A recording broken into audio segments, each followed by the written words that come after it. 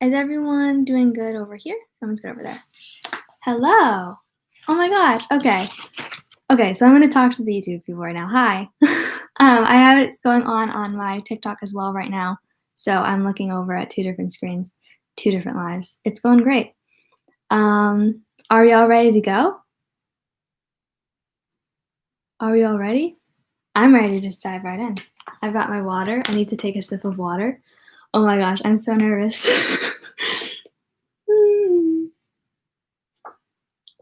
Okay. Is everyone's good over on TikTok? I see that it's not good for everyone. People are saying that I need to restart it. I need to restart it?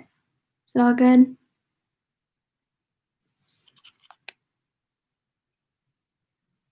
Because it's glitching, it's loading. I can try to restart it on TikTok. I'll be right back. How do I do that? Do I just exit out? I don't know how to end it. Yeah, just exit. Yes, confirm. I'm going to leave for a second. I'll be right back. Let's see. Go ahead.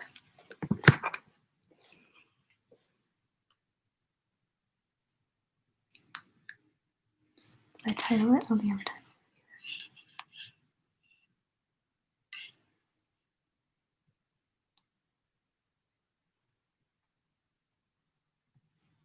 I think the title stayed. Okay. All right. Okay. Is everyone good? I'm going to wait a couple minutes for everyone to come in. Over on the TikTok one, I just restarted. I think it's because I went off of my TikTok for a second to check the time. I won't do that again. Oh my gosh. I'm all over the place right now. We're going to try and get through the first two chapters. I don't know how much time that'll take. It's about, what did I say, like 40 pages? Yeah, it's 40 pages. Hopefully that'll be all right. Okay. We're on chapter 1. Did I say chapter 12 in the title? I said chapters 1 and 2. I think. I said chapter 12 in the title? It says chapter 12. Aww. I don't know how to change that. We're not on chapter 12. We're on chapters 1 and 2. I thought I said 1 and 2. I guess I didn't. I don't know how to change the title. So, so sorry about that. Well, shoot. This is going so well. I'm so glad I didn't do like a practice. Great. Awesome. Okay. Are we all ready?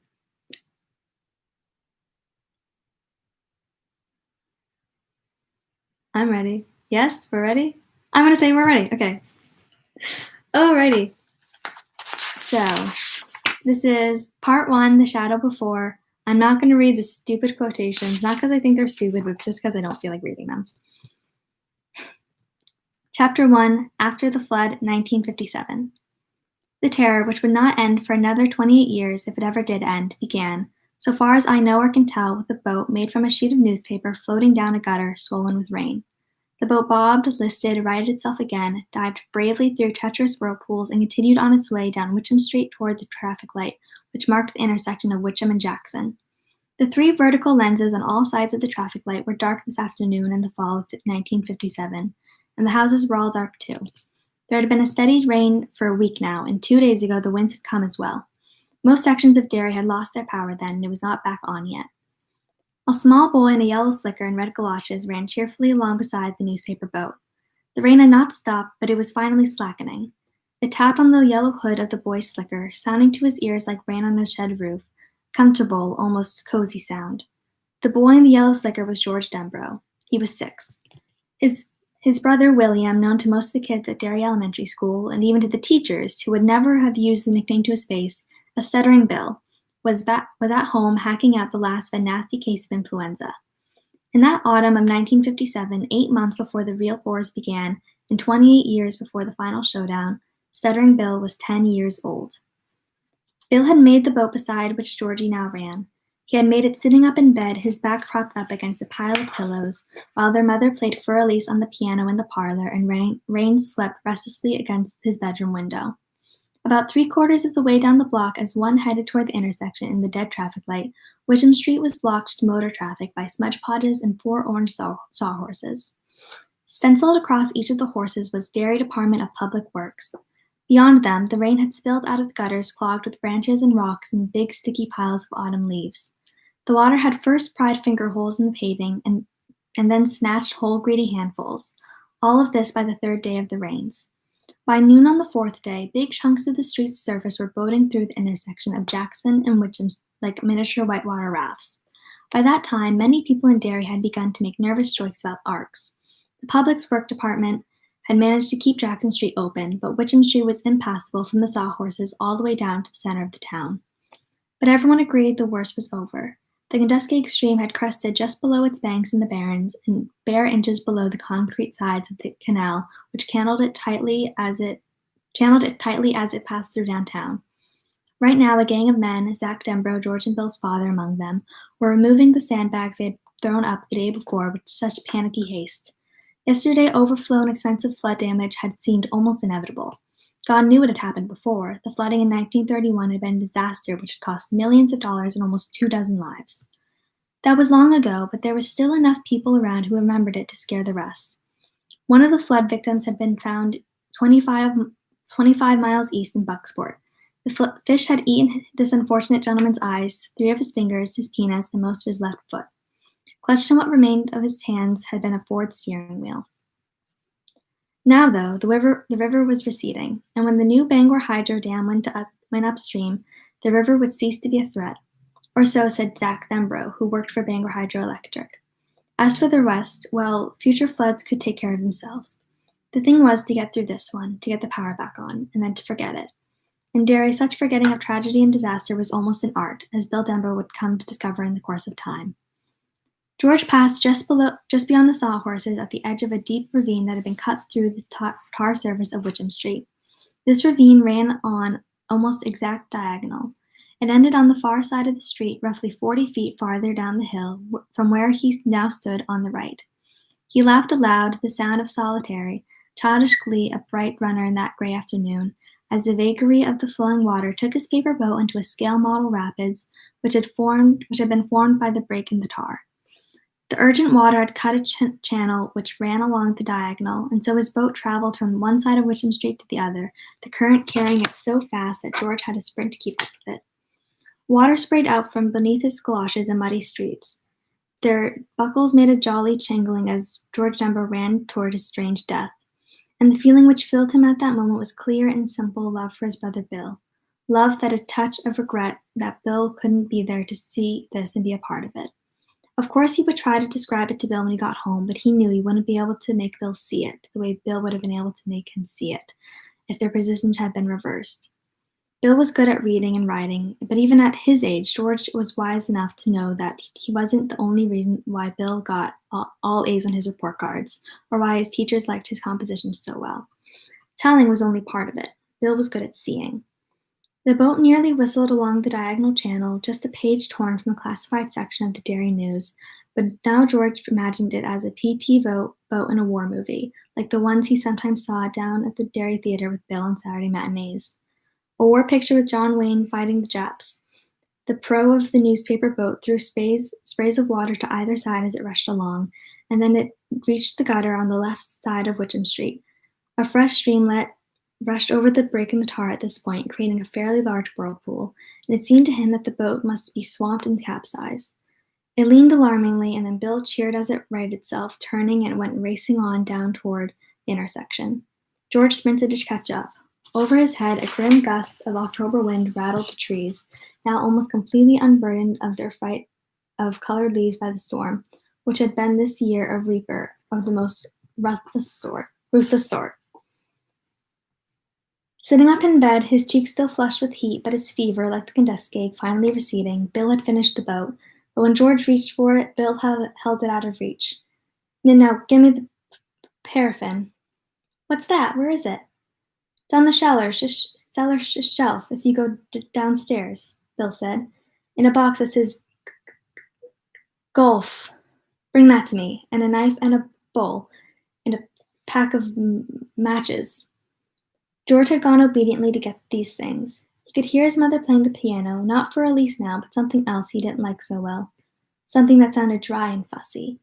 He He could hear rain flicking steadily against the kitchen windows. These were comfortable sounds, but the thought of the cellar was not a bit comfortable.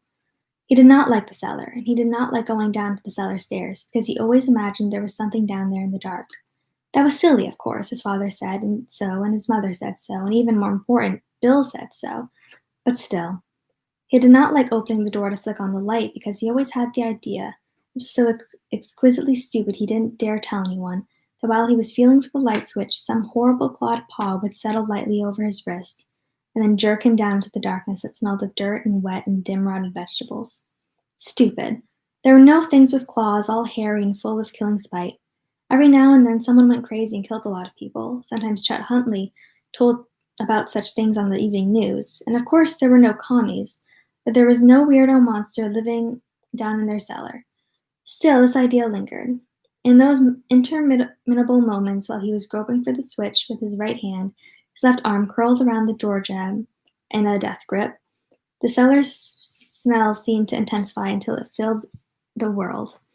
Smells of dirt and wet and long-gone vegetables would merge into one unmistakable, ineluctable smell, the smell of a monster, the apotheosis of all monsters.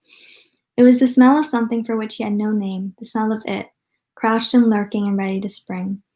The creature would not eat anything, but which was especially hungry for boy meat. He had opened the door that morning and had groped interminably for the switch, holding the jab in his usual death grip, his eyes squinched shut, the tip of his tongue poked out from the corner of his mouth like an agonized rootlet searching for water in a place of drought. Funny? Sure, you betcha.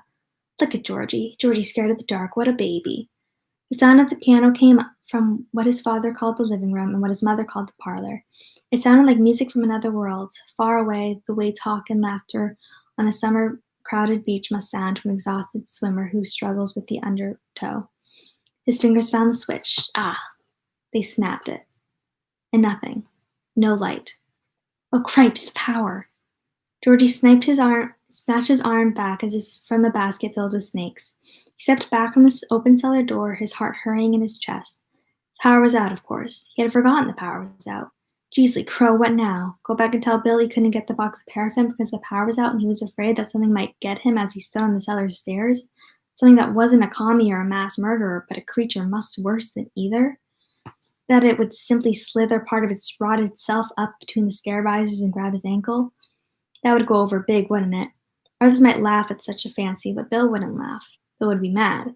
Bill would say, "Grow up, Georgie. Do you want this boat or not?" As if this thought were his cue, Bill called from his bedroom. "Did you die out there, Georgie?" "No, I'm getting it, Bill," George called back at once.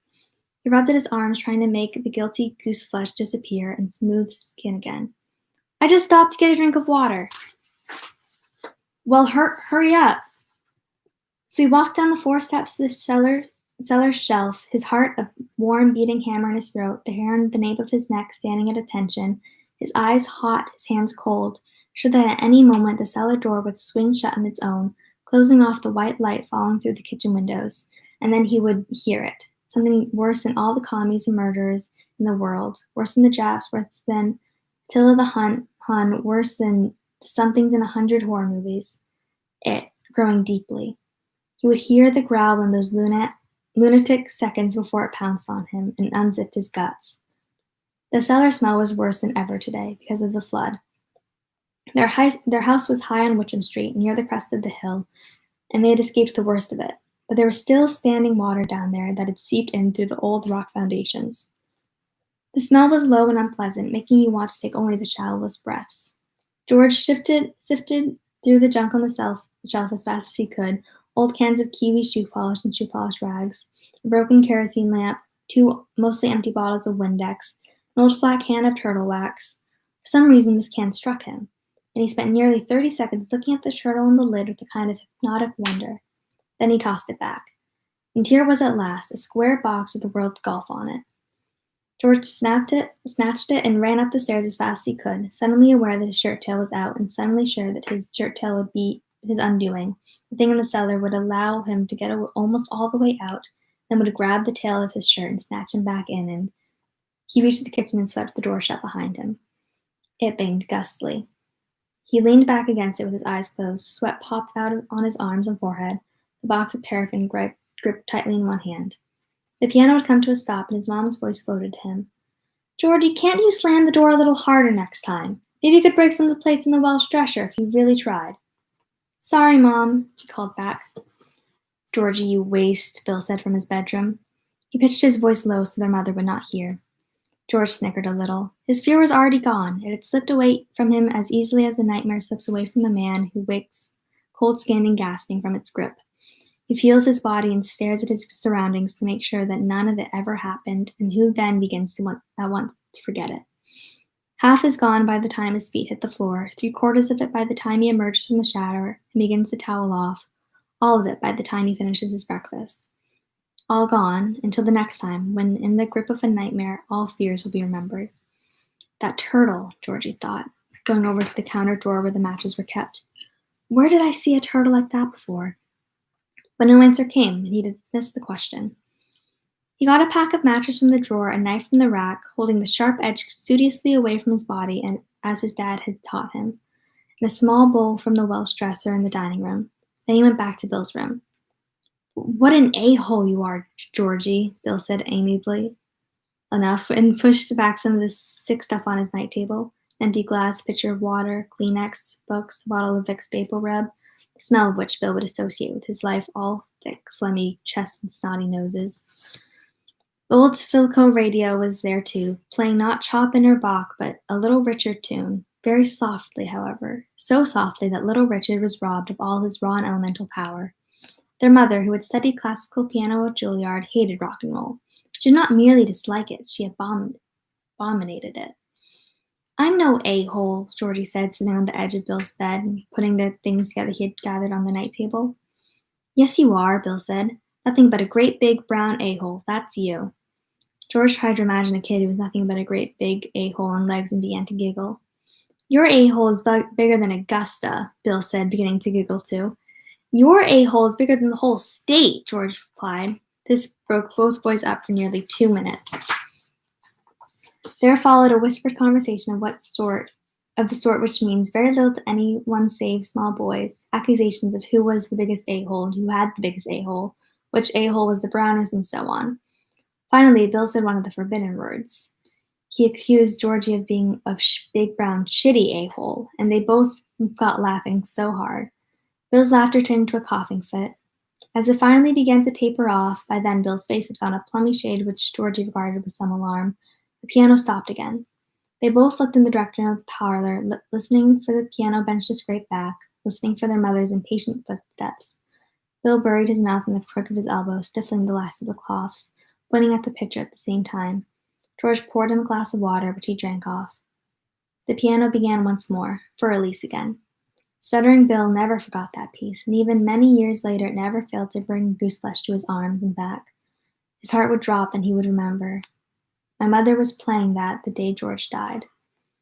You want to cough any more, Bill? No. Bill pulled a Kleenex from the box, made a rumbling sound in his chest, spat phlegm into the tissue, screwed it up, and tossed it into the wastebasket by his bed, which was filled with similar twists of tissue. Then he opened the box of paraffin and dropped a waxy cube of the stuff into his palm. George watched him closely, but without speaking or questioning. Bill didn't like Georgie talking to him while he did stuff, but George had learned that if he had just kept his mouth shut, Bill would usually explain what he was doing. Bill used the knife to cut a small piece of the paraffin cube. He put the piece in the bowl and struck a match and put it on the top of the paraffin. The two boys watched the small yellow flame as the dying wind drove rain against the window and occasional spatters. Got to waterproof the boat or else it'll get wet and sink, Bill said. When he was with George, his stuttering was light. Sometimes he didn't stutter at all. In school, however, it became so bad that talking became impossible for him. Communication would cease, and Bill's schoolmates would look somewhere else while Bill clutched the sides of his desk, his face growing almost red as his hair, his eyes squeezed into slits as he tried to winch some word out of his stubborn throat. Sometimes, most times, the word would come. Other times it simply refused. He had been hit by a car when he was 3 and knocked into the side of a building. He had remained unconscious for 7 hours. Mom said it was that accident which had caused the stutter. George sometimes got the feeling that his dad, and Bill himself, was not so sure. The piece of paraffin in the bowl was almost entirely melted. The match flame guttered lower, growing blue as it huffed the cardboard stick, and then it went out. Bill dipped his finger into the liquid, jerked it out with a faint hiss. He smiled apologetically at George. Hot, he said. After a few seconds, he dipped his finger in again and began to smear the wax along the sides of the boat, where it quickly dried into a milky haze. Can I do some? George asked. Okay, just don't get any on the blankets or Mom will kill you. George dipped his finger into the paraffin, which was now very warm but no longer hot, and began to spread it alongside of the boat. Don't put so much on, you a-hole, Bill said. You want to sink it on its maiden cruise? I'm sorry. That's all right, just go easy. George finished the other side, then held the boat in his hands. It felt a little heavier, but not much. Too cool, he said. I'm going to go out and sail it. Yeah, you do that, Bill said. He suddenly looked tired and still not very well. I wish you could come, George said. He really did. Bill sometimes got bossy after a while, but he always had the coolest ideas and he hardly ever hit. It's your boat, really. She, Bill said. You call boats she. She, then. I wish I could come too, Bill said glumly. Well, George sifted from one foot to the other, the boat in his hands. You put on your rain stuff, Bill said, or you'll wind up with the flu like me. Probably catch it anyway from my germs. Thanks, Bill. It's a neat boat. And he did something he hadn't done for a long time, something Bill never forgot. He leaned over and kissed his brother's cheek. You'll catch it now for sure, you a-hole, Bill said, but he seemed cheered up all the same. He smiled at George. Put all this stuff back, too, or Mom will have a bird. Sure. He gathered up the waterproofing equipment and crossed the room, the boat perched precautiously on top of the paraffin box, which was now sitting askew in the little bowl. Georgie? George turned back to look at his brother. Be careful. Sure. His brow creased a little. That was something your mom said, not to your big brother. That was something your mom said, not your big brother. It was strange. It was as strange as him giving Bill a kiss. Sure, I will. He went out. Bill never saw him again. Now here he was, chasing his boat down the left side of Witcham Street. He was running fast, but the water was running faster, and his boat was pulling ahead. He heard a deepening roar and saw that 50 yards further down the hill, the water in the gutter was cascading into the storm drain that was still open. It was a long, dark semicircle cut into this curving, and as George watched, a stripped branch, its bark as dark and glistening as sealskin, shot into the storm drain's maw. It was hung there for a moment, and then slipped down inside. That was where his boat was headed. Oh, Shinjanola! He yelled, dismayed. He put on speed, and for a moment he thought he would catch the boat. Then one of his feet slipped, and he went sprawling, skinning one knee and crying out in pain. From his new pavement-level perspective, he watched his boat swing around twice, momentarily caught in another whirlpool, and then disappear. Shinjanola! He yelled, and slammed his fist down on the pavement. That hurt, too, and he began to cry a little. What a stupid way to lose the boat. He got up and walked over to the storm drain. He dropped to his knees and peered in. The water made a dank, hollow sound as it fell into the darkness. It was a spooky sound. Reminded him of... Huh. The sound was jerked out of him as if on a string, and he recoiled. There were yellow eyes in there. The sort of eyes he had always imagined but never actually seen down in the basement. It's an animal, he thought incoherently. That's all it is, some animal. Maybe a house cat that got stuck down in there. Still, he was ready to run. Would run a second or two, when his mental switchboard had dealt with the shock these two shiny yellow eyes had given him. He felt the rough surface of the macadam under his fingers and the thin sheet of cold water flowing under them. He saw himself getting up and backing away, and that was when a voice, a perfectly reasonable and rather pleasant voice, spoke to him from inside the storm drain. So think about my Pennywise voice for a second. All right, let's see how my Pennywise voice is. Hi,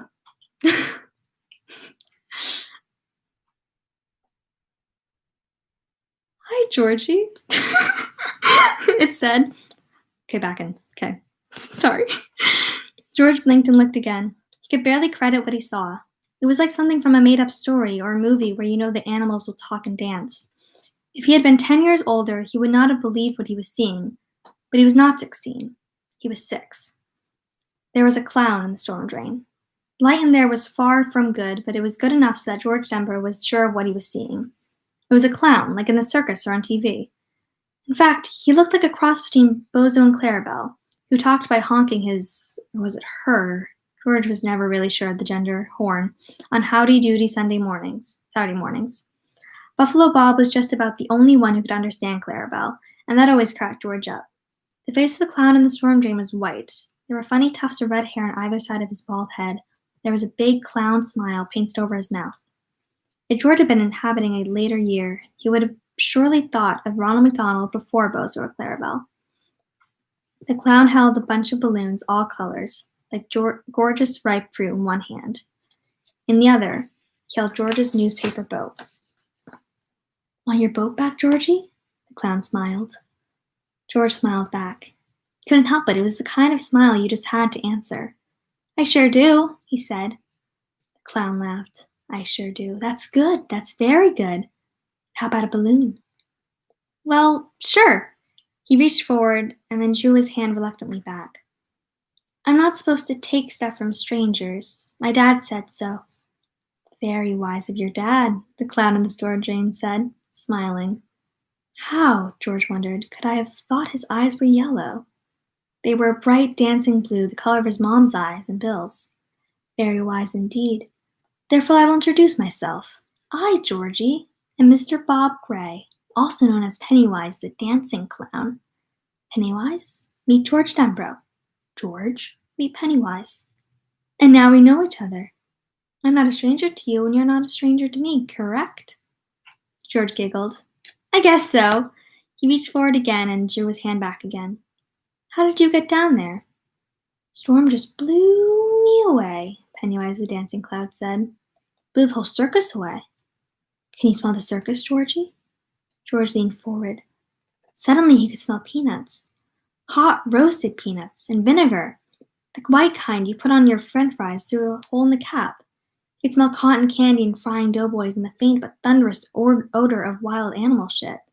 He could smell the cheery aroma of Midway sawdust, and yet under it all was the smell of flood and decomposing leaves and dark storm drain shadows.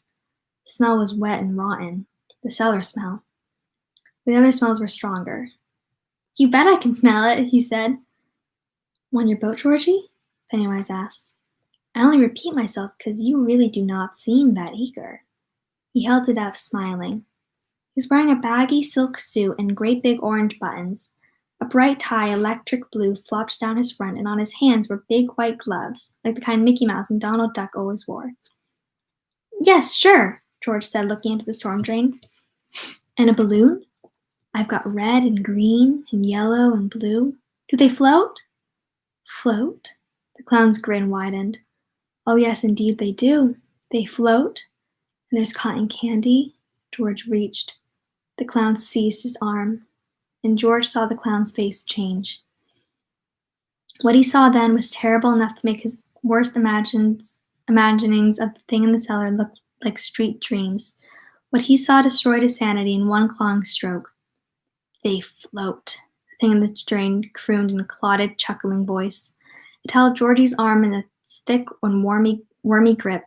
It pulled George toward that terrible darkness where the water rushed and roared and bellowed as it bore its cargo of storm debris down the sea.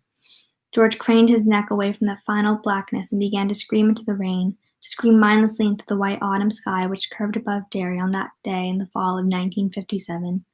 His screams were shrill and piercing, and all up and down Witcham Street people came to their windows or bolted out onto their porches. They float, it growled. They float, Georgie, and when you're down here with me, you'll float too. George's shoulders socked against the cement of the curb, and Dave Gardner, who had stayed home from his job at the shoe boat that day because of the flood, saw only a small boy in a yellow rain slicker. A small boy who was screaming and writhing in the gutter with muddy water surfing over his face and making his scream sound bubbly. Everything down here floats, that chuckling, rotten voice whispered, and suddenly there was a ripping noise and a flaring sheet of agony, and George Denbrough knew no more. Dave Gardner was the first to get there. Although he arrived only 45 seconds after the first scream, George Denbrough was already dead. Gardner grabbed him by the back of the slicker, pulled him into the streets. and began to scream himself as George's body turned over in his hands. The left side of George's slicker was now bright red. Blood flowed into the storm drain from the tattered hole where the left arm had been. A knob of bone, horribly bright, peeked through the torn cloth. The boy's eyes stared up into the white sky, and as Dave staggered away toward the others already running pell-mell down the street, they began to fill up with rain. Somewhere below in that storm drain was already filled nearly to capacity with runoff. There could have been no one down there, the county sheriff would later exclaim to the Daily News reporter with a frustrated fury so great it was almost agony. Hercules himself would have been swept away in that driving current. George's newspaper boat shot onward through the nighted chambers and long concrete hallways that roared and chimed with water. For a while it reigned neck and neck with the dead chicken that floated with its yellow reptilian toes pointed at that dripping ceiling. Then at some junction east of the town, the chicken was swept off to the left while George's boat went straight. An hour later, while George's mother was being sedated in the emergency room at Derry's home hospital, while stuttering Bill sat, stunned and white and silent in his bed, listening to his father's sob hoarsely in the parlor where his mom had been playing for release when George went out, the boat shot through the concrete loophole like a bullet, exiting the muzzle of a gun, and ran at speed down the sluiceway into an unnamed stream. When it joined the boiling, swollen Penobscot River 20 minutes later, the first rifts of blue had begun to show in the sky overhead. The storm was over. The boat dipped and swayed and sometimes took on water, but it did not sink. The two brothers had waterproofed it well.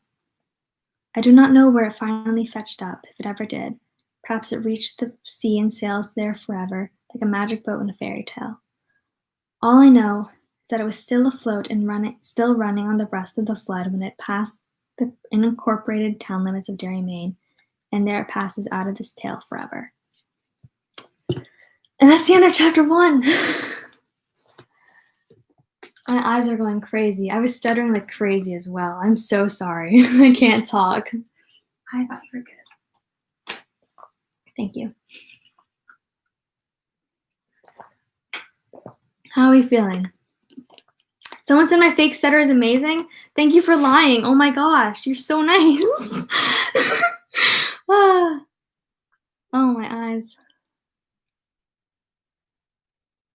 Okay.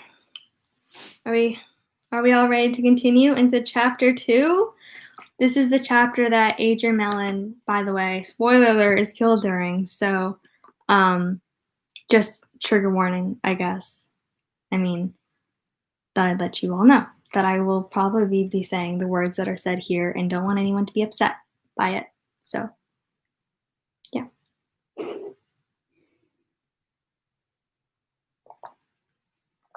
Oh my gosh, it's only 10:30? Oh, that's only 16 pages. Okay, so we're going to do it on time. Great. Awesome. All right. Let's go. Okay. Chapter 2. After the Festival, 1984. The reason Adrian was wearing the hat his sobbing boyfriend would later tell the police was because he had won it at the Pitch Till You Win stall on the Bassey Park Fairgrounds just 6 days before his death. He was proud of it. He was wearing it because he loved this shitty town, the boyfriend Don Haggerty screamed at the cops. Now, there's no need for that sort of language, Officer Harold Gardner told Haggerty. Harold Gardner was one of Dave Gardner's 4 sons. On the day his father had discovered the lifeless one-armed body of George Denbrough, Harold Gardner had been 5. On this day, almost 27 years later, he was 32 and balding. Harold Gardner recognized the reality of Don Haggerty's grief and pain, at the same time found it impossible to take seriously. This man, if you want to call him a man, was wearing lipstick and satin pants so tight you could almost read the wrinkles in his cock. Grief or no grief, pain or no pain, he was, after all, just a queer, just like his friend, the late Adrian Mellon. My phone's at 20%. I'm just going to quickly plug it in. Oh, it's glitching. Oh no, it's because my phone gave me a notification.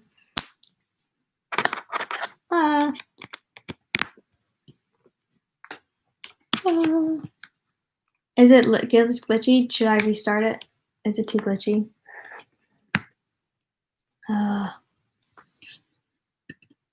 Let's Let's see. How's it going? It's not loading. It's not loading. It's glitchy. It's glitchy. Should I restart it on my phone over here?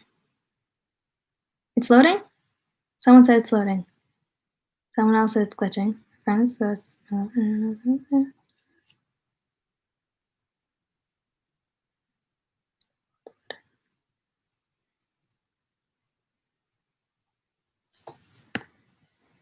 How are we over here? Are we all here going good? I see people are going out and rejoining. I get my phone to stand still.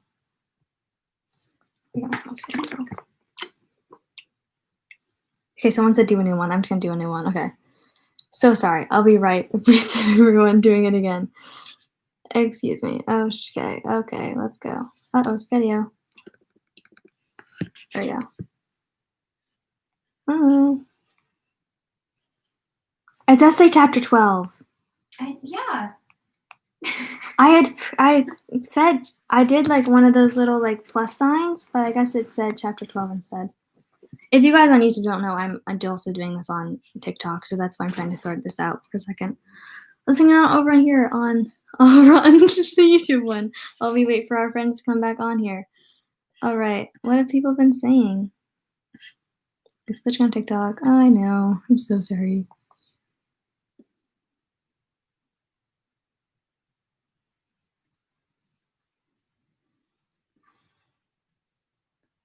Someone said they have ice cream, and I'm gonna get ice cream after this. I'm excited.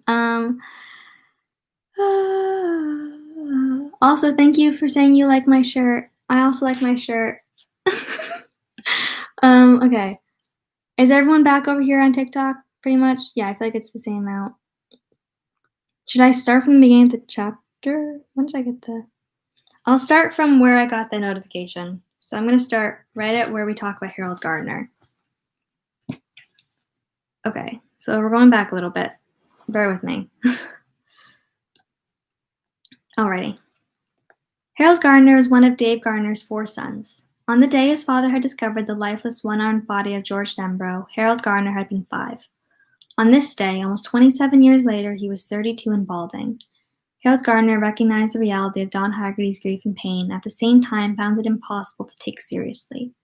This man, if you want to call him a man, was wearing lipstick and satin pants so tight you could almost read the wrinkles in his cock. Grief or no grief, pain or no pain, he was, after all, just a queer. Like his friend, the late Adrian Mellon. Let's go through it again, Harold's partner Jeffrey Reeves said. The 2 of you came out of the Falcon and turned toward the canal. Then what? How many times do I have to tell you idiots? Haggerty was still screaming. They killed him. They pushed him over the side. Just another day in Macho City for them. Don Haggerty began to cry.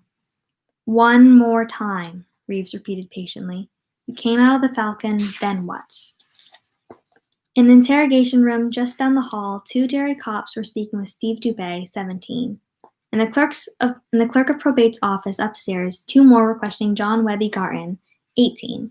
In the chief of police's office on the 5th floor, Chief Andrew Radmacher and Assistant District Attorney Tom Boudelier were questioning 15-year-old Christopher Unwin. Unwin, who wore faded jeans, a grease-smeared t-shirt, and a blocky engineer boots, was weeping.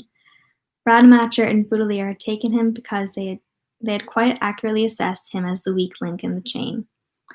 Let's go through it again, Boudelier said in his office, just as Jeffrey Reeves was saying the same thing 2 floors down. We didn't mean to kill him, Unwin blubbered. It was the hat. We couldn't believe he was still wearing the hat after what Webby said the first time. And I guess you wanted to scare him. For what he said, Chief Rademacher interjected. Yes. To John Garton on the afternoon of the 17th. Yes, to Webby, Unwin burst into fresh tears. But we tried to save him when we saw he was in trouble. At least me and Stevie Dubé did. We didn't mean to kill him. Come on, Chris, don't shit us, Boudelier said. You threw the little queer into the canal. Yes, but... And the 3 of you came in to make a clean breast of things. Chief Rademacher and I appreciate that, don't we, Andy? You bet. It takes a man to own up to what he did, Chris. So don't fuck yourself up by lying now. You meant to throw him over the minute you saw him and his fag buddy coming out of the Falcon, didn't you? No, Chris Unwin protested vehemently. Boudelier took a pack of Marlboros from his shirt pocket and stuck one in his mouth. He offered the pack to Unwin. Cigarette? Unwin took one. Baudelaire had to chase the tip of the match in order to give him a light because of the way Unwin's mouth was trembling. But when you saw he was wearing the hat? Rademacher asked. Unwin dragged deep, lowered his head so that his greasy hair fell in his eyes and jetted smoke from his nose, which was littered with blackheads. Yeah, he said almost too softly to be heard. Baudelaire leaned forward, brown eyes gleaming. His face was predatory, but his voice was gentle. What, Chris? I said yes. I guess so, to throw him in. But not to kill him. He looked up at them, face frantic and miserable, and still unable to comprehend the stupendous changes which had taken place in his life since he left the house to take in the last night of Derry's Canal Days Festival with two of his buddies at 7:30 the previous evening. Not to kill him, he repeated. And that guy under the bridge, I still don't know who he was. What guy was that? Rademacher asked, but without much interest. They had heard this part as well, and neither of them believed it. Sooner or later, men accused of murder almost always drag out that mysterious other guy. Baudelaire even had a name for it. He called it the one-armed man syndrome, out of that old TV series, The Fugitive. The guy in the clown suit, Chris Unwin said and shivered. The guy with the balloons. The Canal Days Festival, which ran from July 15th to July 31st, had been a rousing success. Most Derry residents agreed, a great thing for the city's morale, image, and pocketbook. The week-long festival was pegged to mark the centenary of the opening of the canal, which ran through the middle of downtown. It had been the canal which had fully opened Derry to the lumber trade in the years 1884 to 1910. It had been the canal which had birthed Derry's boom years. The town had spruced up from east to west and north to south. Potholes which some residents swore hadn't been patched for 10 years or more were neatly filled with hot top and rolled smooth. The town buildings were refurbished on the inside, repainted on the outside. The worst of the graffiti in Bassey Park, much of it coolly logical anti-gay statements such as "kill all queers" and "AIDS from God, you hell-bound homos," was sanded off the benches and wooden walls of the little covered walkway over the canal known as the Kissing Bridge. A Canal Days museum was installed in 3 empty storefronts downtown and filled with exhibits by Michael Hanlon, a local librarian and amateur historian. The town's oldest families loaned freely of their almost priceless treasures, and during the week of the festival, nearly 40,000 visitors paid a quarter each to look at eating house menus from the 1890s, loggers' bits, axes, and peavies from the 1880s, and children's toys from the late 1920s. And over 2,000 photographs and 9 reels of movie film of life as it had been in Derry over the last 100 years. The museum was sponsored by the Derry Ladies Society, which vetoed some of Hanlon's proposed exhibits, such as the notorious tramp chair from the 1930s, and photographs, such as those of the Bradley Gang in the notorious shootout. But all agreed it was a great success, and no one really wanted to see those gory old things anyway. It was so much better to accentuate the positive and eliminate the negative, as the old song said. There was a huge striped refreshment tent in Derry Park, and it band concerts there every night. In Bassey Park, there was a carnival which rides by Smokey's greater shows and games run by local townfolk. A special tram car circled the historic sections of the town every hour on the hour, knitted up at this gaudy and amiable money machine. It was here that Adrian Mellon wore the hat which would get him killed, the paper top hat with the flower and the band which said, "I Heart Derry." "I'm tired," John Webby Garton said. Like his 2 friends, he was dressed in unconscious imitation of Bruce Springsteen, although if asked, he would probably call Springsteen a wimp or a fagola, and would instead profess admiration for such a bitchin' heavy metal group such as Def Leppard, Twisted Sister, or Judas Priest. The sleeves of his plain blue t-shirt were torn off, showing his heavily muscled arms. His thick brown hair fell over one eye. This touch was more John Cougar Mellencamp than Springsteen. There were blue tattoos on his arm, arcane symbols which looked at as if they had been drawn by a child. "I don't want to talk no more." "Just tell us about Tuesday afternoon at the fair," Paul Hughes said. Hughes was tired and shocked and dismayed by this whole sordid business. He thought again and again that it was as if Derry Canal Days ended with one final event which everyone had somehow known about, which no one had quite dared to put down on the daily programs or events. If they had, it would look like this. Saturday, 9 p.m., Final band concert featuring the Derry High School Band and the Barber Shop Mellow Men. Saturday, 10 p.m., giant fireworks show. Saturday night, 10:35 p.m., ritual sacrifice of Adrian Mellon officially ends Canal Days. Fuck the fair, Webby replied. Just what you said to Mellon and what he said to you. Oh, Christ, Webby rolled his eyes. Come on, Webby, his partner said. Webby Garton rolled his eyes and began again. Garton saw the two of them, Mellon and Haggerty, mincing along with their arms about each other's waists and giggling like a couple of girls. At first, he actually thought they were a couple of girls. Then he recognized Mellon, who had been pointed out to him before. As he looked, he saw Mellon turn to Haggerty, and they kissed briefly. Oh man, I'm gonna barf, Webby cried, disgusted. Chris Unwin and Steve Dubé were with him. When Webby pointed out Mellon, Steve Dubé said he thought the other fag was named Don somebody, that he picked up a kid from Derry High hitching, and then tried to put a few moves on him. Mellon and Haggerty began to move toward the three boys again, walking away from the Pitchley Win and toward the Carney's exit. Webby Garton would later tell Officer Hughes and Conley that his civic pride had been wounded by seeing the fucking faggot wear a hat that said I Heart Derry. It was a silly thing, that hat. A paper imitation of a top hat with a great big flower sticking up from the top and nodding about in every direction. The silliness of the hat apparently wounded Webby's civic pride even more. As Mellon and Haggerty passed, each with his arm linked about the other's waist, Webby Garton yelled out, I ought to make you eat that hat, you fucking ass bandit. Mellon turned toward Garton, fluttered his eyes flirtatiously, and said, If you want something to eat, hon, I can find you something much tastier than my hat. At this point, Webby Garton decided he was going to rearrange the faggot's face. In the geography of Mellon's face, mountains would rise and continents would drift. Nobody suggested he sucked the root. Nobody. He started toward Mellon. Mellon's friend Haggerty, alarmed, attempted to pull Mellon away, but Mellon stood his ground, smiling. Garton would later tell Officers Hughes and Conley that he was pretty sure Mellon was high on something. So he was, Haggerty would agree when this idea was passed on to him by Officers Gardner and Reeves. He was high on 2 fried doughboys smeared with honey, on the carnival on the whole day. He had been consequently unable to recognize the real menace which Webby Garton represented. But that was Adrian, Don said, using a tissue to wipe his eyes and smearing the spangled eyeshadow he was wearing. He didn't have much in the way of protective coloration. He's one of those fools who think things really are going to turn out all right. He might have been badly hurt there and then if Garton hadn't felt something tap his elbow. It was a nightstick. He turned his head to see Officer Frank Matchin, another member of Derry's finest.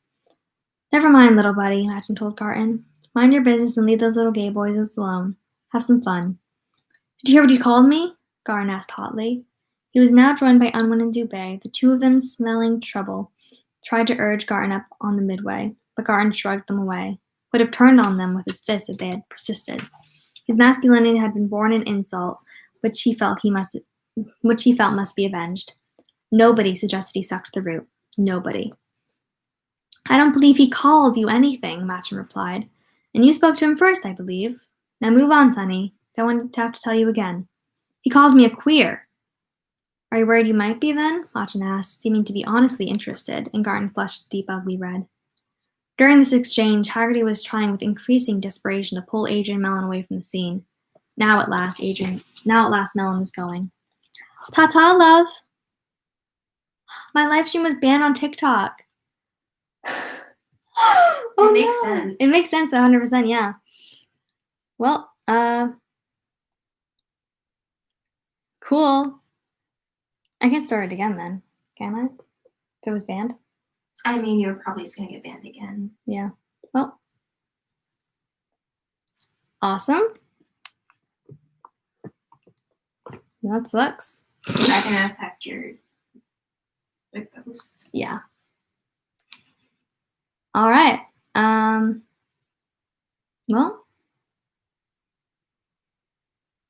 All right. Let's continue, I suppose. I'm taking a drink of water. Ooh, fun. I mean, the people on TikTok can go join the YouTube one. Mm-hmm. So I was wondering if that was going to happen. It's like, stuff happens. Alrighty, well, let's continue. Ta-ta, love, Adrian called cheekily over his shoulder. Shut up, candy ass, Matchin said. Get out of here. Garton made a lunge at Mellon and Matchin grabbed him. I can run you in, my friend, Matchin said. And the way you're acting might not be such a bad idea. Next time I see you, I'm going to hurt you, Garden bellowed after the departing pair, and heads turned to stare at him. If you're wearing that hat, I'm going to kill you. This town don't need no faggots like you. Without turning, Melon waggled the fingers on his left hand. The nails were painted cerise and put an extra little wiggle in his walk. Garton lunged again. One more word or one more move and in you go, Machen said mildly. Trust me, my boy, for I mean exactly what I say. Come on, Webby, Chrysanthemum said uneasily. Mellow out. You like guys like that? Webby asked Machen, ignoring Chris and Steve completely. Huh? About the bump punchers, I'm neutral, Machen said. What I'm really in favor of is peace and quiet, and you are upsetting what I like, Pizza Face. Now do you want to go around with me or what? Come on, Webby, Steve Dubé said quietly. Let's go get some hot dogs. Webby went, straightening his shirt with exaggerated moves and brushing the hair out of his eyes. Machen, who also gave a statement on the morning following Adrian Mellon's death, said, The last thing I heard him say as him and his buddies walked off was, next time I see him, he's going to be in serious hurt. Please, I've got to talk to my mother, Steve Dubé said for the third time. I've got to get her to mellow out my stepfather, or there's going to be hell of a punching match when I get home. In a little while, Officer Charles Avarino told him. Both Avarino and his partner, Barney Morrison, knew that Steve Dubé would not be going home tonight, and maybe not for many nights to come. The boy did not seem to realize just how heavy this particular bust was, and Avarino would not be surprised when he learned later on that Dubé had left school at age 16. That time he had still been in Water Street Junior High. His IQ was 68, according to Westler. He had been during one of his 3 trips around the 7th grade. Tell us what happened when you saw Mellon coming out of the Falcon, Morrison invited. No, man, I better not. Well, why not? Averino asked. I already talked too much, maybe. You came in to talk, Averino said. Isn't that right? Well, yeah, but listen, Morrison said warmly, sitting down next to Dubé and shooting him a cigarette. Think me and Chick here like fags? I don't know. Do we look like we like fags? No, but we're your friends, Steve-O, Morrison said solemnly. But believe me, you and Chris and Webby need all the friends you can get just about now. Because tomorrow every bleeding heart in this town is going to be screaming for your guys' blood. Steve Dubé looked dimly alarmed. Averino, who could almost read this hairbag's pussy little mind, suspected he was thinking about his stepfather again. And although Averino had no liking for a very small gay community like every other cop on the force, he would enjoy seeing the Falcon shut up forever. He would have been delighted to drive Dubé home himself. He would, in fact, have been delighted to hold Dubé's arms while Dubé's stepfather beat the crap to oatmeal. Averino did not like gays, but this did not mean he believed they should be tortured and murdered. Mellon had been savaged. When they brought him up under the canal bridge, his eyes had been open, bulging with terror. And this guy here had absolutely no idea of what he helped do. We didn't mean to hurt him, Steve repeated. This was his fallback position when he became even slightly confused. That's why you want to get out front with us, Averino said earnestly. Get the true facts of the matter out in front, and this maybe won't amount to a piss hole in the snow. Isn't that right, Barney? As rain, Morrison agreed. One more time, what do you say? Averino coaxed. Well, Steve said, and then slowly began to talk. When the Falcon was opened in 1973, Elmer Curdy thought his clientele would consist mostly of bus riders. The terminal next door serviced 3 different lines, Trailways, Greyhound, and Aroostook County. What he failed to realize was how many of the passengers who ride buses are women or families with small children in tow. Many of the others kept their bottles in brown bags and never got off the bus at all. Those who did were usually soldiers or sailors who wanted no more than a quick beer or 2. You couldn't go very well on a bender during a 10-minute rest stop. Curdy had begun to realize some of those home truths by 1977, but by then it was too late. He was up in his tits and bills, and there was no way he could see out of the red ink. The idea of burning the place down for the insurance occurred to him, but unless he hired a professional to torch it, he supposed he would get caught. He had no idea where professional arsonists hung out anyways. He decided in February of that year that he would give it until July 4th. If things didn't look as if they were turning around by then, he'd simply walk next door, get on Hound, and see how things looked down in Florida. But in the next 5 months, an amazing, quiet sort of prosperity came to the bar, which is painted black and gold inside and decorated with stuffed birds. Elmer Curdy's brother had been an amateur taxidermist who specialized in birds, and Elmer had inherited the stuff when he died. Suddenly, instead of drawing 60 beers and pouring maybe 20 drinks a night, Elmer was drawing 80 beers and pouring 100 drinks, 120, sometimes 160. His clientele was young, polite, almost exclusively male. Many of them dressed outrageously, but those were years when outrageous dress was still almost the norm, and Elmer Curdy did not realize that his patrons were just about almost exclusively gay until 1981 or so. If jury residents had heard him say this, they would have laughed and said that Elmer Curdy must think they had all been born yesterday, but his claim was perfectly true. Like the man with the cheating wife, he was practically the last to know, and by the time he did, he didn't care. The bar was making money, and while there were 4 other bars in Derry which turned profit, the Falcon was the only one where rambunctious patrons did not regularly demolish the whole place. There were no women to fight over, for one thing, and these men, fags or not, seemed to have learned the secret of getting along with each other, which their heterosexual counterparts did not know. Once he became aware of the sexual preference of his regulars, he seemed to hear lurid stories about the Falcon everywhere. These stories had been circulating for years, but until '81, Curdy simply hadn't heard them. The most enthusiastic tellers of these tales, he came to realize, were men who wouldn't be dragged into the Falcon with a chainfall for fear all the muscles would go out of their wrists or something. Yet they seemed privy to all sorts of information. According to the stories, you could go in there any night and see men close dancing, rubbing their cocks together right out on the dance floor, men French kissing at the bar, men getting blowjobs in the bathrooms. There was supposedly a room out back where you went if you wanted to spend a little time on the Tower of Power. There was a big old fellow in a Nazi uniform back there who kept his arm greased most of the way to the shoulder, who would be happy to take care of you. In fact, none of these things were true. When folks with a thirst did come in from the bus station for a beer or a highball, they sensed nothing out of the ordinary in the Falcon at all. There were a lot of guys, sure, but that was no different than thousands of working men's bars across the country. The clientele was gay, but gay was not a synonym for stupid. They wanted a little outrageousness, they went to Portland. They want a lot of outrageousness, Ramrod-style outrageousness, or Peck's Big Boy-style outrageousness. He went down to New York or Boston. Derry was small, Derry was provincial, and Derry's small gay community understood that the shadow under which it existed quite well. Don Haggerty had been coming into the Falcon for 2 or 3 years on the night of March 1984, when he first showed up with Adrian Mellon. Before then, Haggerty had been the sort who plays the field, rarely showing up with the same escort half a dozen times.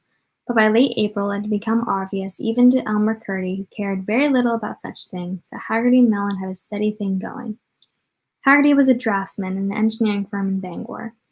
Adrian was a freelance writer who published anywhere and everywhere he could: airline magazines, confession magazines, regional magazines, Sunday supplements, sex letter magazines. He had been working on a novel, but maybe that wasn't serious. He'd been working on it since his 3rd year of college, and that had been 12 years ago. He'd come to Derry to write a piece about the canal. He was on assignment from the New England Byways, a glossy bi-monthly that was published on Concord. Adrian Mellon had taken the assignment because he could squeeze Byways for 3 weeks' worth of expense money, including a nice room at the Derry townhouse, and gather all the material he needed for the piece in maybe 5 days. During the other 2 weeks, he could gather enough material for maybe 4 other regional pieces. But during that 3-week period, he met Don Haggerty, and instead of going back to Portland when his 3-week on the cuff were over, he found himself a small apartment in Cusith Lane. He lived there for only 6 weeks. They moved in with Don Haggerty. My legs hurt. Okay, like 10 more pages.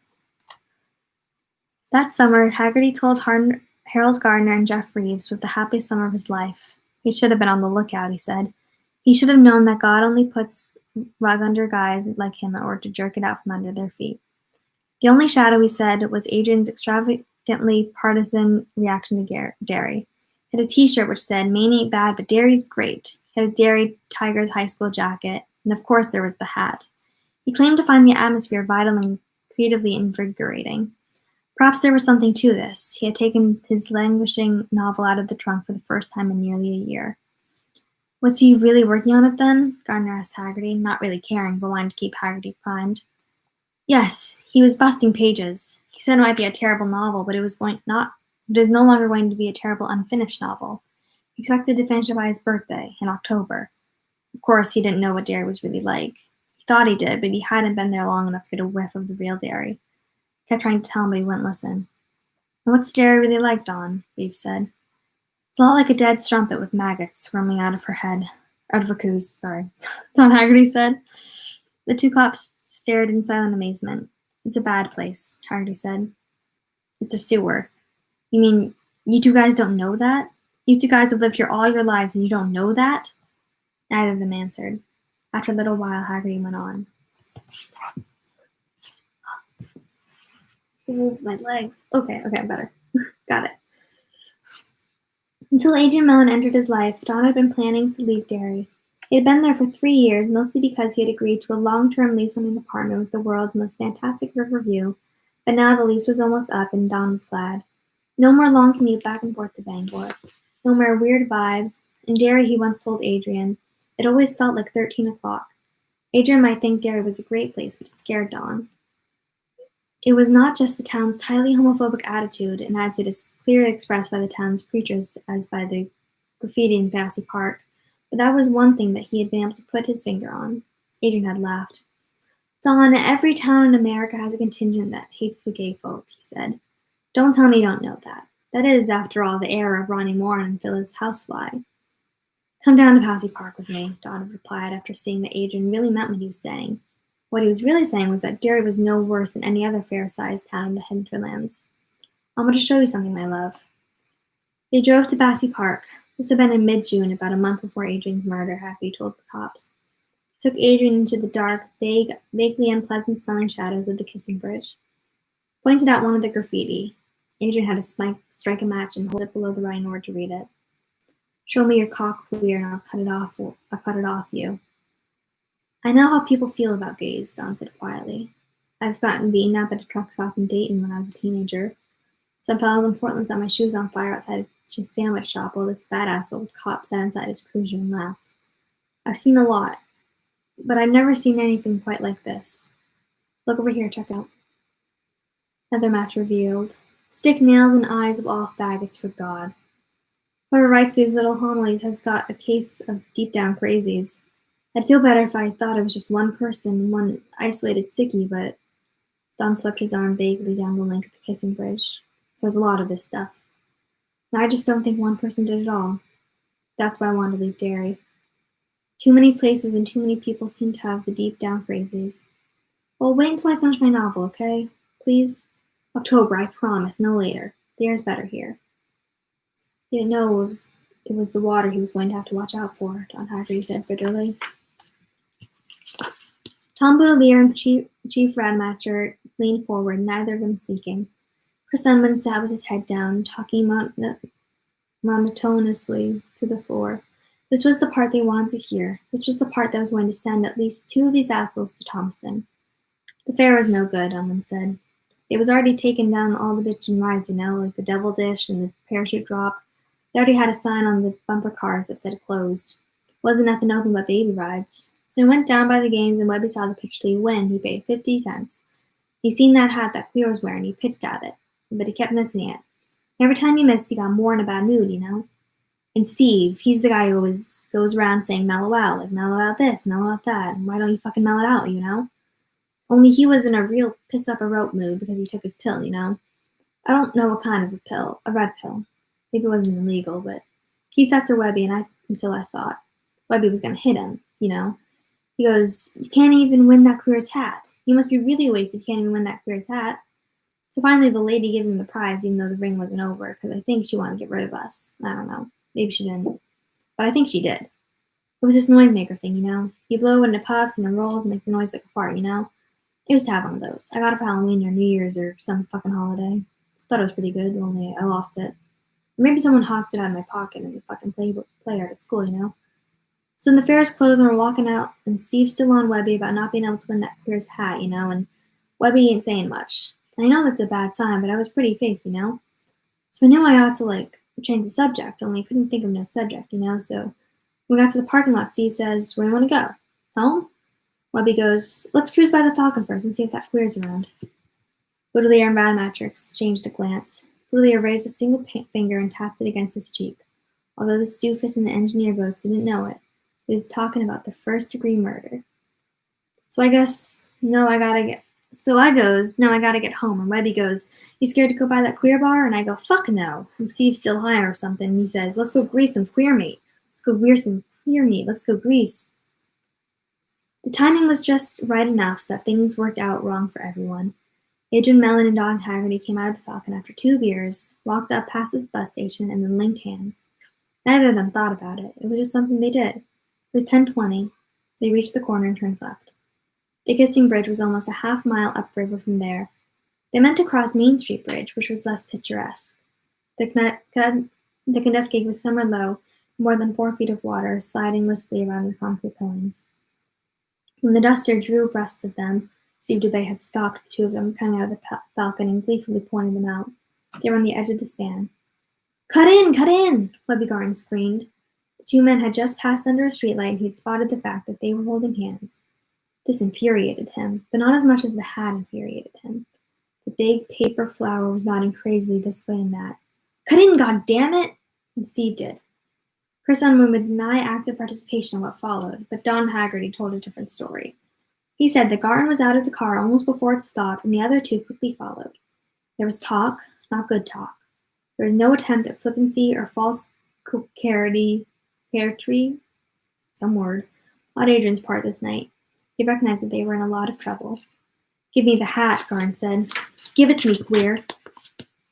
If I do, will you leave us alone? Adrian was wheezing with fright, almost crying, looking from Unwin to Dubé to Garton with terrified eyes.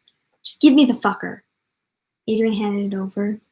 Garton produced a switch knife from the left front pocket of his jeans and cut it into 2 pieces. He rubbed the pieces against the seat of his jeans, then he dropped them to his feet and stomped on them. Don Haggerty backed away a little while their attention was divided between Adrian and the hat. He was looking, he said, for a cop. Now will you let us all... Adrian Mellon began, and that was when Garton punched him in the face, driving him back against the waist-high pedestrian railing of the bridge. Adrian screamed, clapping his hands to his mouth. Blood poured through his fingers. Aid! Haggerty cried and ran forward again. Dubé tripped him. Garton booted him in the stomach, knocking him off the sidewalk and into the roadway. A car passed. Haggerty rose to his knees and screamed at it. It didn't slow. The driver, he told Garner and Reeves, never even looked around. Shut up, queer, Dubé said and kicked him in the side of the face. Haggerty fell on his side in the gutter, semi-conscious. A few moments later, he heard a voice, Chris Unwin's, telling him to get away before he got what his friend was getting. In his own statement, Unwin verified giving this warning. Haggerty could hear thudding blows and the sound of his lover screaming.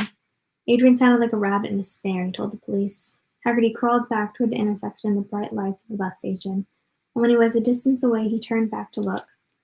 Adrian Mellon, who stood about 5'5", and might have weighed 135 pounds, soaking wet, was being pushed from Garton to Dubé and to Unwin in a kind of triple play. His body jittered and flopped like the body of a rag doll. They were punching him, pummeling him, ripping at his clothes. As he watched, he said, Garton punched Adrian in the crotch. Adrian's hair hung in his face, blood poured out of his mouth and soaked his shirt. Webby Garton wore 2 heavy rings on his right hand. One was the Derry High School ring, and the other one he had made in shop class. An intertwined brass DB stood out 3 inches from this latter. The letters stood for dead bugs, a metal band he particularly admired. The rings had torn Adrian's upper lip open and shattered 3 of his upper teeth in the gum line. Help! Haggerty shrieked. Help! Help! They're killing him! Help! The buildings of Main Street loomed dark and secret. No one came to help, not even from the one white island of light which marked the bus station. And Haggerty did not see how that could be. There were people in there. He had seen them when him and Aid walked past. Would none of them come to help? Not at all? Help! Help! They're killing him! Help, please, for God's sake! Help! A very small voice whispered from Don Haggerty's left. And then there was a giggle. Bums rush! Garner was yelling now, yelling and laughing. All 3 of them, what Haggerty told Garner and Reeves, had been laughing while they beat Adrian up. Bums rush, over the side! Bums rush, bums rush, bums rush, Dubé chanted, laughing. Help! The small voice said again, although the voice was grave. That little giggle followed again. It was like the voice of a child who could not help itself. Haggerty looked down and saw the clown, and it was at this point that Gardner and Reeves began to discount everything that Haggerty said, because the rest of was the raving of a lunatic. Later, however, Harold Gardner found himself wondering. Later, when he found that the unwin boy had also seen a clown, or said that he had, he began to have second thoughts. His partner either never had them or would never admit to them. The clown, Haggerty said, looked like a cross between Ronald McDonald and that old TV clown, Bozo, or so he thought at first. It was the wild tufts of orange hair that brought such comparisons to mind, but later consideration had caused him to think the clown really looked like neither. The smile that painted over the white pancake was red, not orange, and the eyes were a weird, shiny silver. Contact lenses, perhaps. But a part of him thought then and continued to think that maybe that silver had been the real color of those eyes. He wore a baggy suit with big orange pom-pom buttons. On his hands were cartoon gloves. If you need help, put on, the clown said. Help yourself to a balloon. And offered the bunch held in one hand. They float, the clown said. Down here we all float. Pretty soon your friend will float too. This clown called you by name, Jeff Reeves said in totally expressionless voice. He looked over Haggerty's bent head at Harold Gardner, and one eye drew down in a wink. Yes, Haggerty said, not looking up. I know how it sounds. So then you threw him over, Boudelier said. Bum's rush. Not me, Unwin said, looking up. He flicked the hair out of his eyes with one hand and stared at them urgently. When I saw they really meant to do it, I tried to pull Steve away because I knew the guy might get banged up. It was like 10 feet to the water. It was 23. One of Chief Rademacher's patrolmen had already measured. But it was like he was crazy. The two of them kept yelling, Bum's rush, and they picked him up. Buppy had him under the arms, and Steve had him by the seat of his pants, and when Haggerty saw what they were doing, he rushed back toward them, screaming, No, no, no, at the top of his voice. Chris Unwin pushed him backward, and Haggerty landed on the teeth-rattling heap of the sidewalk. Do you want to go over too? He whispered. You run, baby. They threw Adrian Mellon over the bridge and into the water then. Haggerty heard the splash. Let's get out of here, Stu Dubé said. He and Webby backing toward the car. Chris Unwin went to the railing and looked over. He saw Haggerty first, sliding and clawing his way down the weedy, trash-littered embankment to the water. Then he saw the clown. The clown was dragging Adrian out of the far side with one arm. His balloons were in its other hand. Adrian was dripping wet, choking, moaning. The clown twisted its head and grinned up at Chris. Chris said he saw its shining silver eyes and its bare teeth. Great, big teeth, he said. Like blood in the circus, man, he said. I mean, they were that big. Then he said he saw the clown shove one of Adrian Mellon's arms back so it lay over his head. Then what, Chris? Boudelier said. He was bored with this part. Fairy tales had bored him since the age of 8 on.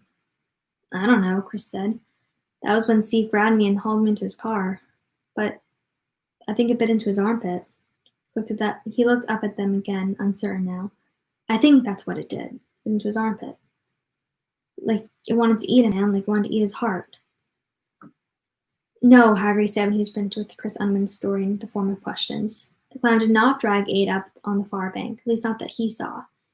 And he would grant that he had been something less than disinterested observer by that point. By that point, he'd been out of his fucking mind. The clown, he said, was standing near the far bank with Adrian's dripping body clutched in its arms. Aid's right arm was stuck stiffly out behind the clown's head, and the clown's face was indeed in Aid's right armpit. It was not biting. He was smiling. Haggerty could see it looking out from beneath Aid's arm and smiling. The clown's arms tightened, and Haggerty heard ribs splinter. Aid shrieked.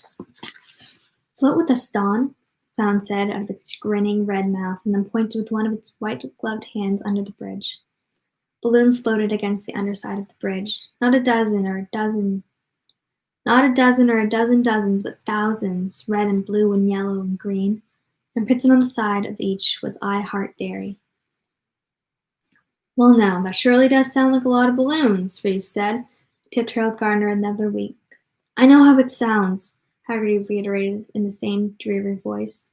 You saw those balloons, Gardner said. Don Haggerty slowly held up his hands up in front of his face. I saw them as clearly as I can see my own fingers at this moment. Thousands of them. Couldn't even see the underside of the bridge. There were too many of them. They were rippling a little, sort of bouncing up and down. There was a sound, a funny, low squealing noise. That was their sides rubbing together. And strings, there were a forest of white strings hanging down. Looked like white strands of spider web. Clown took Aid under there. I could see its suit brushing through those strings. Aid was making awful choking noises. I started after him, and the clown looked back. I saw its eyes, and all at once I understood who it was. Who was it, Dawn? Adrian asked softly.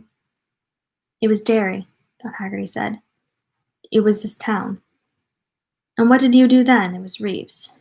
What did you do then? It was Reeves. I ran, you dumb shit, Haggerty said and burst into tears. Harold Gardner kept his peace until November 13th, the day before John Carr and Sue Dubé were to go on trial in Derry District Court for the murder of Adrian Mellon.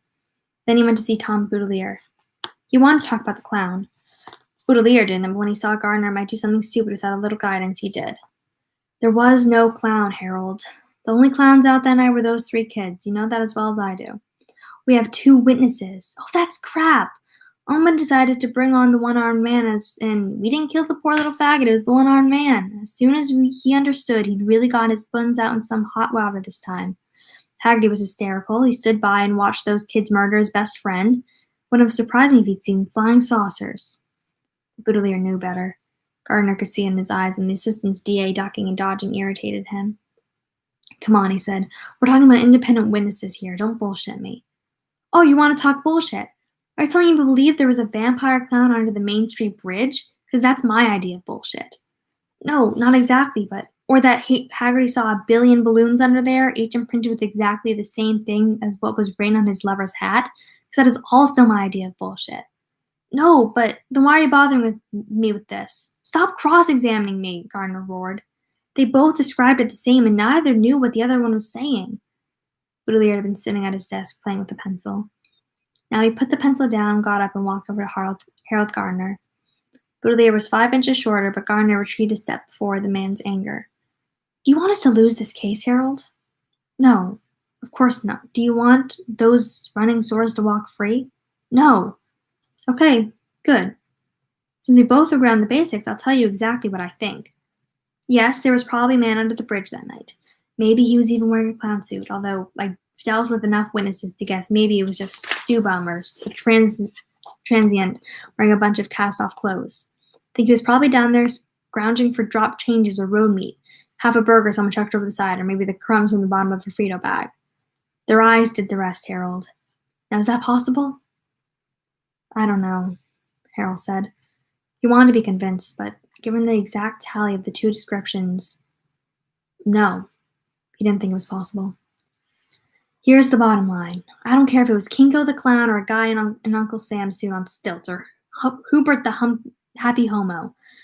If we introduce this fellow into the case, their lawyer is going to be on it before even say Jack Robinson. Going to say those 2 innocent lambs out there with their fresh haircuts and new suits didn't do anything but toss that gay fellow Mellon over the side of the bridge for a joke.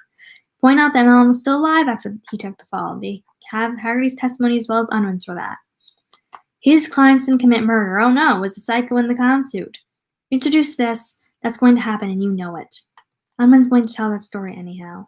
But Haggerty isn't, Boudelier said, because he understands. That Haggerty, who's going to believe Unwin? Well, there's us, Harold Gardner said with bitterness that surprised even himself. But I guess we're not telling. Oh, give me a break, Boudelier roared, throwing up his hands. They killed him. They didn't just throw him over the side, Garton. Had a switchblade. Mellon was stabbed 7 times, including once in the left lung and twice in the testicles. The wounds matched the blade. 4 of his ribs were broken. Dubé did that, bear hugging him. He was bitten all right. There were bites on his arm, his left cheek, his neck. I think that was Unwin and Garton, although we've only got 1 clear match. That one's probably not clear enough to stand up in court.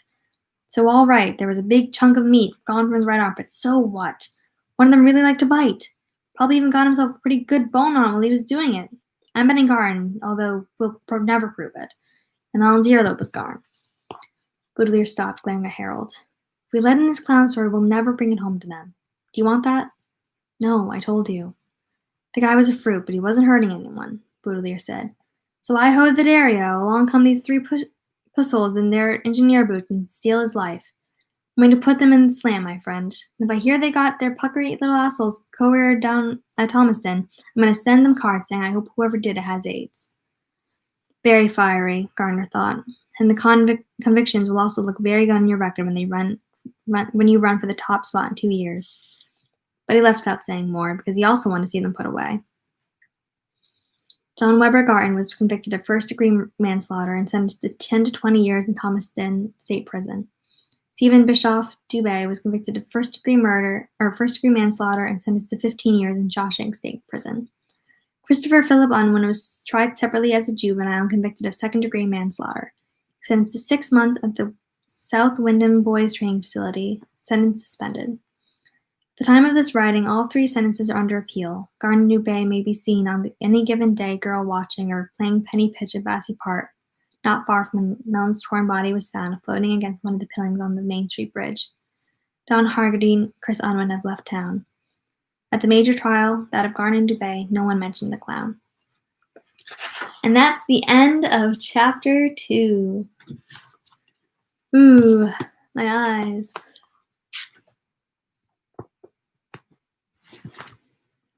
What are you guys talking about? You're talking about a lot of things. I can't see anything. My eyes aren't working. Oh my gosh, I'm seeing lines. Wait, I want to know what you guys are talking about. Oh my gosh, let me go back and read this all. What are you guys talking about?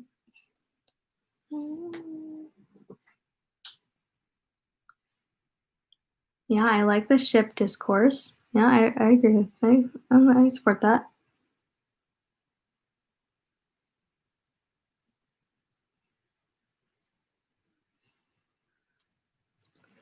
Yeah, it's a sad chapter. Yep,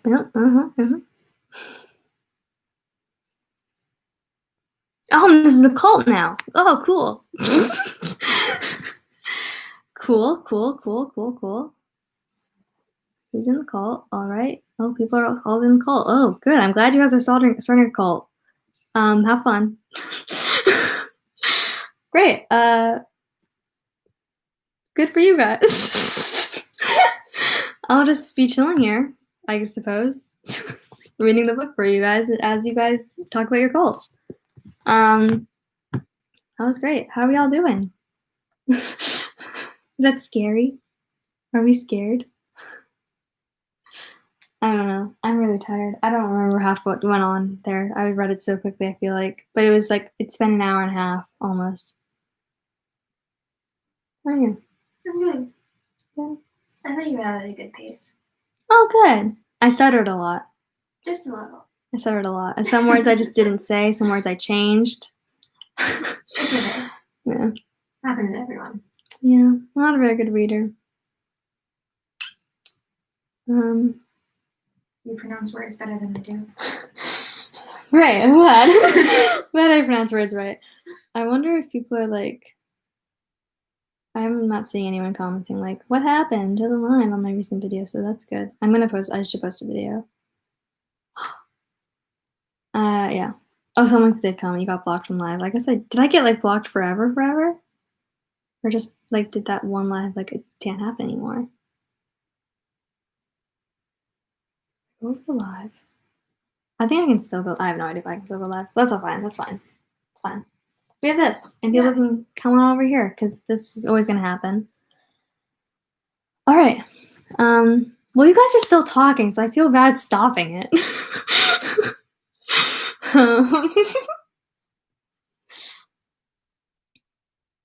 Someone said this was really fun. This was fun and scary. Yeah, I think this was a lot of fun. I had a fun time. A really fun time. You'll talk next time? It's late. It's 11:30. You guys need to go to bed. But this will also still be up. I don't know if this chat will still be up. It will. I think Yeah. it will be. Yeah, the chats will also be up when the video is posted. Yeah. The next chapter is the start of the 6 phone calls, which is the 6 scenes of, Stanley Harris takes a bath. Richie takes a powder. What's the other ones? I don't think we're gonna be able to read all 6. Maybe we can do 3 and 3. Ben Hanscom takes a drink. Yeah, maybe we should do 3 and 3. I'm gonna wear my bathtub earrings. I'll remember. I'll remember to wear them. Yeah, okay. So that's 40 pages. So we'll read the first 3 parts of chapter 3. It's only 10:25 for you. It's 4:25 for you. It's 8 for you. Whoa. Well, it's 11:30 for me. So It's 11:26. It's 11:26. Okay, it's 11:26 for me. Okay. So I guess that's where we leave.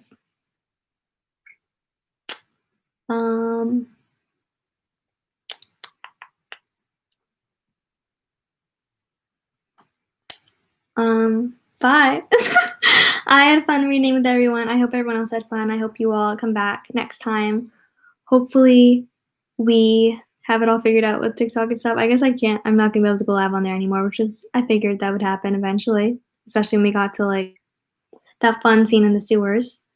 So yeah, I hope you all have a great night. Have a great week, and I'll see you next time for the first 3 parts of chapter 3. Bye. Oh, I need to actually end it. Ah.